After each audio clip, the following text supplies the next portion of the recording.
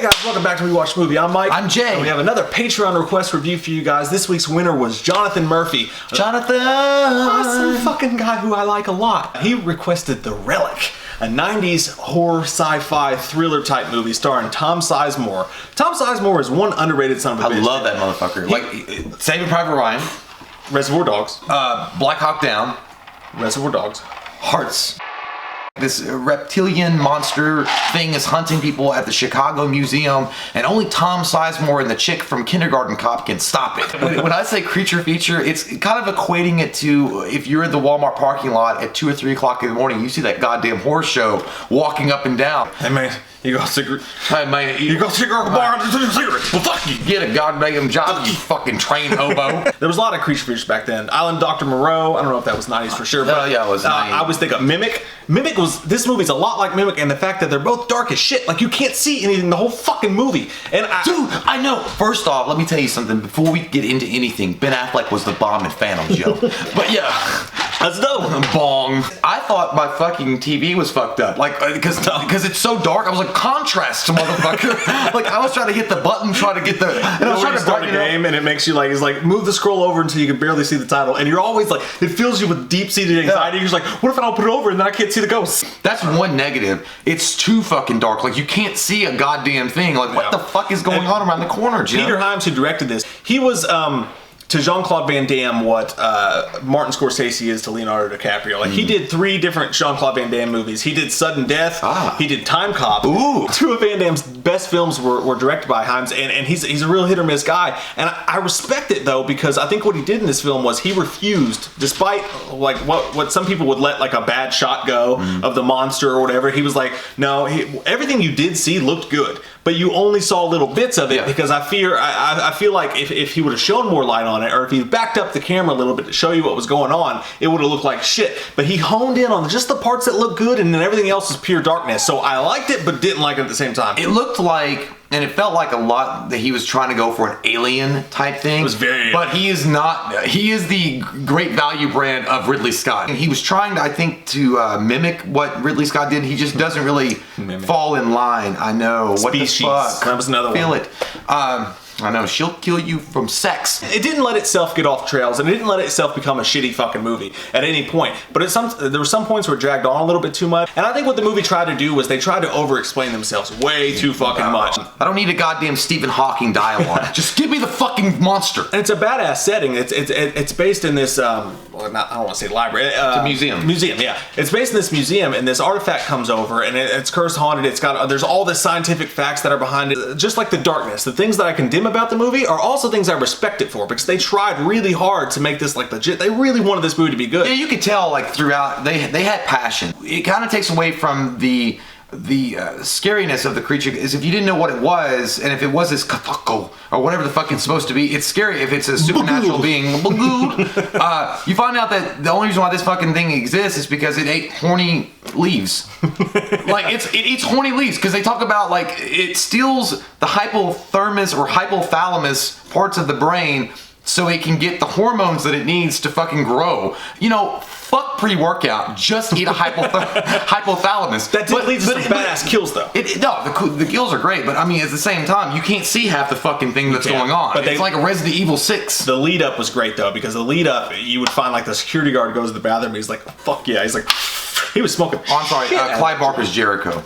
Oh yeah, he hit it hard. Smoking the fuck out of that joint. But when it kills him, it's so cool, dude, because it literally it cuts these people's brains. It pulls their entire brain out, and you just see a brain left on a bathroom floor. That's how I feel after algebra. There's really great like after crime scene moments in the movie, like where you see some really fucked up shit, and the idea of it's fucked up. Like this huge unsolvable monster is ripping people's brains out, and then you got this badass detective in Tom Sizemore. He's fucking great. He was great in the movie, but the movie forgets about him halfway through, and you don't see him again until the end of the fucking movie. He's like the big brother that you wish you had. Like he just fucking will take control of the situation when things are bad for you and you're drunk in the when he tells that one little shit security guard, and he's like, I'm gonna maintain a police presence, I'm gonna open the gala, but I'm maintaining. He's like, how many? He's like, as many as I goddamn need. I'm like, fuck fucking Tom Sizemore. They try to do that too. They try to throw in way too many political elements where like the mayor's being a dick, and then you've got this security guard, and then you've got the librarian. Way too many things going on at once, and they did all of them well, but there was just a lot of scenes where like they'd be trapped in a corridor with the monster, and it would be fucking badass, and the way that they would show it,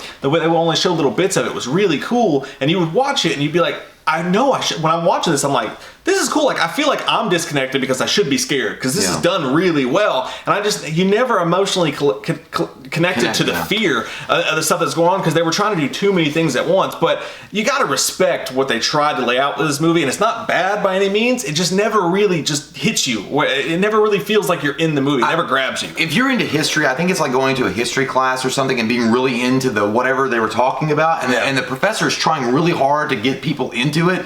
But then there's so much lecture and conjecture, and you're like, oh, fuck. Yeah, there are moments in it that you're like, fuck, that could have been a really good exploration of this particular scene if they had gone longer and if they had pulled back a little bit further on this.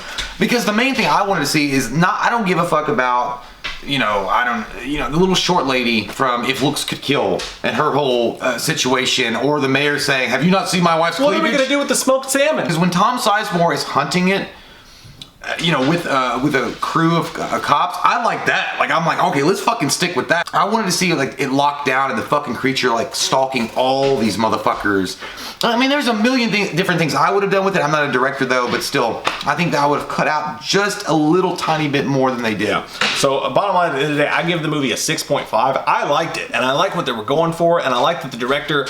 There was no point in the movie where it lost control. Like, it held on. Like, it barely held on, but it held on. There's no point in the movie where they showed a shitty-looking monster. There's no movie where the movie went off, part of the movie where the movie went off the rails. It was a good movie that I wanted to like a lot, that had interesting characters that they didn't show enough of, and there was some really fucking cool ideas with this monster, and the whole movie was a really cool idea as a whole. It just didn't pan out. Almost like a good Stephen King novel that the movie just didn't live up to it. Yeah. Like, there were so many good ideas here, and Jonathan, I'm glad you picked this movie, man. I was glad as shit to rewatch it. I saw it like just like you, I'd almost kind of forgotten about it, but I knew it in the back of my head, just like Species and those other movies like that. Those 90s 2000s movies about monsters and shit like that. But no, I like the movie. There's so many parts where it could have been so much better. Yeah, I'm gonna give it a 5.0. It's right down the middle. It's an average film. It's not like a movie that I'm gonna fucking like write down in my journals about and thinking like it's gonna go on my collection as a creature feature that I'll go back to and watch. However, like Mike said, it's cool that you recommended it because I hadn't thought about it in years. Going back and watching it, there was a lot of missed opportunities that they could have done with the film. Tom Sizemore is still a badass. Like, in whatever he does, he's still a great actor. And he does his best with what he's given. Like, I mean, there's not much to go with as far as, like, there's a lot of conjecture, there's a lot of philandering, there's a lot of talking and dialogue where there doesn't need to be. And then exploring the backstory of the plant and what's causing this mutation in this creature, that's all great and good, but it could have been explained in 2 minutes rather than 35 minutes of the film. Yeah. Which I think is where the film really fucking dies a bit, because once you take out... It's like the film was having a hard time deciding what it wanted to be. Like, it wanted to be an action movie? Did it want to be a creature movie? Did it want to be a thriller movie? Did it want to be a horror movie? What the fuck did it want to be? Like, it was just so many different things trying to jam it right in this fucking square hole with a round... that shit like a Thanksgiving turkey. It wasn't doing it. They were trying to stuff a fucking goddamn rhinoceros's vagina, and it just wouldn't fit. But either way, yeah, 5.0. But still, man, thanks for recommending. I don't normally say there's a lot of movies up for remakes that could be good, but I think if you give this movie a chance and give someone like James Wan or another creature, Ridley Scott, or whoever you wanted to pick as a director and give it the studio backing that it deserved and a good writer, I think this movie could be really, really good with a remake. Yeah, no, and I like the idea about being the location, the monster, the story behind it, all that shit was good. So yeah, it begs for a remake for sure, man. And Jonathan, dude, you're an amazing person who supported us a fuckload over the past few years, man, and we really do appreciate you and appreciate you being a part of the Patreon. And if you guys want to get down on the Patreon, you can get it in the link below. There's several different tiers. This is the top tier where you get entered in a drawing every week, and we pick one of you guys and we review a movie or do a commentary for you. So comment down below, let us know what your all's thoughts on the Relic are. We love your fucking faces, and if you're new to the channel, click that subscribe button and get some goddamn wham up in you. Ass, grass, and bass. Bass. Ass, gas. Ass, gas, and grass. Or ass, gas, and fast. Get in, get out, get away. I got my dick sucked at a Bass Pro Shop. Fuck!